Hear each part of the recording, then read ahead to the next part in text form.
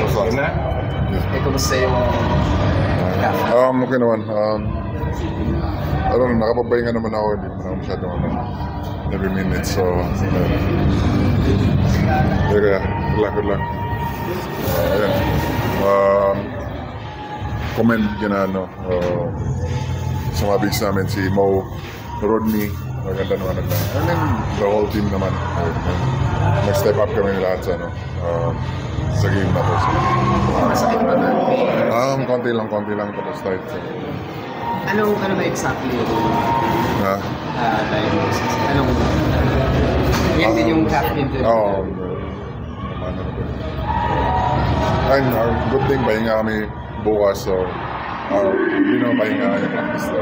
Practice na ngayon bukas. So, mapapahinga kami.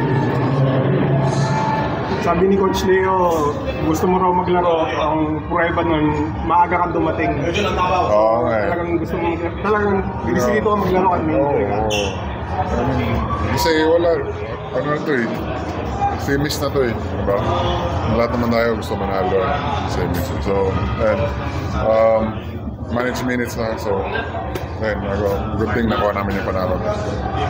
Pero kailan kaya gagalingin na 100%? Ayun lang. Hindi ko alam. Pero, lang. May gamot naman na iniinom eh. So, sana manalo. Yung sinabing pahinga, ilang araw daw ba na pahinga o linggo na pahinga? Hindi ko alam. Wala naman sinabi. Hindi ko alam. Basta pahinga. Isang araw, pwede na siguro yan.